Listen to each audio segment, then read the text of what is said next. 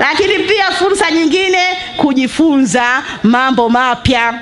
Siku hizi kuna mambo mapya ya halali. Maana kuna yale haramu tusijifunze. Lakini hapo ya nini? Ya halali. Usiseme mimi sina mazoea, mimi mpa shanga hata siwezi. Vaa shanga bibi utaachwa.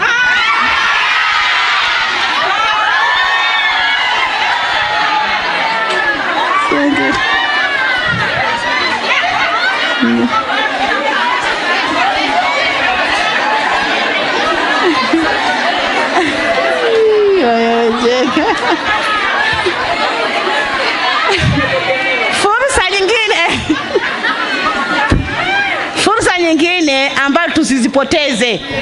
Tukiacha hiyo mambo haya, siku hizi mkienda madukani, wale maduka ya vito zile ziko zile cheni. Mambo ya kisasa kujifunza sio vibaya. Mwanamke nini? Jiko. Mwanamke jiko. Kwa hiyo vitu hivyo kama hivyo usifanye nini? Hizo ni fursa na zitumie.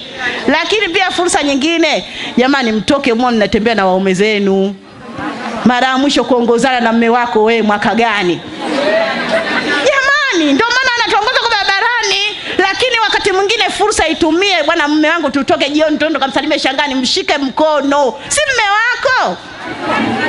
Fursa ya kutembea na mume wako jioni. Hata mazoezi jamani, tusikae sana miguu inavimba, jioni unakoga vizuri, mwenyewe umevaa hijabu yako vizuri, mume wako kaja umemshika mkono tu tukatembee. Hao mnaacha miguu barabarani mwanzo mpaka mwisho mnarudi. Hakuna cha ajabu wewe ni mume wako. Nani asiyojua kama wewe ni mume wako?